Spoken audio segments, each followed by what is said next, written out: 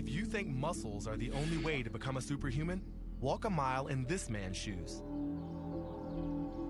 His name is Oscar Pistorius, also known as the fastest man on no legs.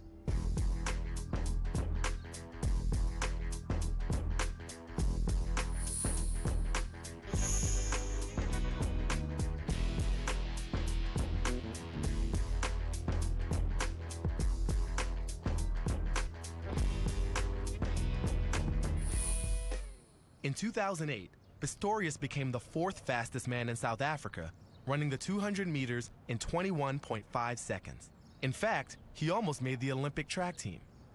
If I live my life by the motto, you're not disabled by the disabilities that you have, but able by the abilities. I feel that we've got millions of abilities that allow us to overcome those disabilities, and therefore we're far more able than we'll ever be disabled. Oscar owes his success to incredible determination and some amazing breakthroughs in prosthetic limb technology. These new discoveries are finally making it possible for thousands of amputees to have an active lifestyle. Today's prosthetics are getting better and better, using new materials and designs to add spring to your step. They help you walk or run by bending on impact and then flexing back into shape. But they don't power you like muscles do. Closing the gap between prosthetic and biological legs is the goal of Hugh Herr. He's director of the Biomechatronics group at MIT's Media Lab. What we're trying to achieve in this lab is an external prosthesis that demonstrates the same dynamics as the missing body part in the case of amputation. We're actually building parts of people's bodies. Hugh is especially suited to his profession. He's a double amputee. When I was 17, I was an avid mountain climber. I was labeled as a child prodigy, and I was in a tragic mountain climbing accident, and I suffered frostbite, and my doctors had to amputate both of my legs below my knee. Hugh's drive to climb again turned a tragic event into the motivation for his life's work. I got in the machine shop, and I started grinding and cutting and developed various prostheses that enabled me to stand on rock edges the width of a coin, spike feet to go into ice walls. I was actually able to climb at a more advanced level after my accident with artificial limbs that I had achieved before my accident with regular old biological legs. So I really became interested in design and this notion that technology can extend human capability.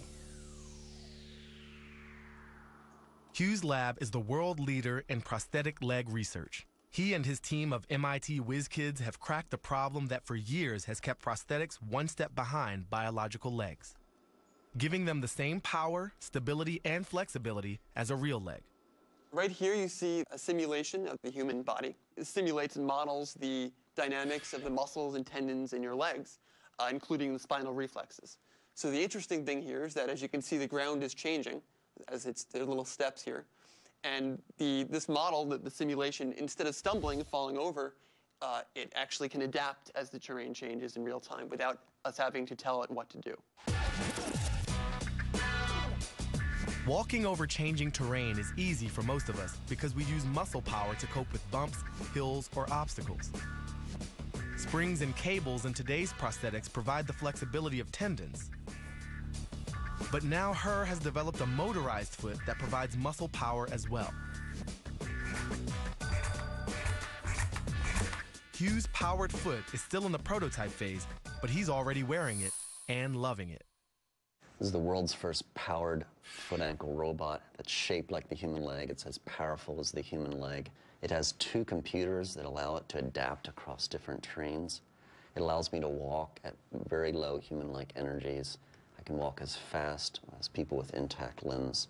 And I can do something that people with intact limbs can't do. With my cell phone, I can program my body. So just with a flick of a finger, I can change how stiff it is, how much power it gives me.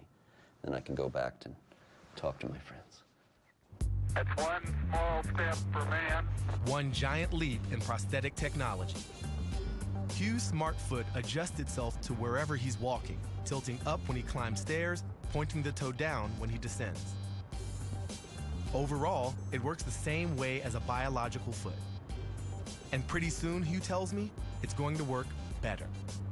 we believe it possible in the next few years that amputees will be able to walk with even lower energy than is possible with a person that has intact limbs. Why? Because the robot has its own power supplies, has its own energy.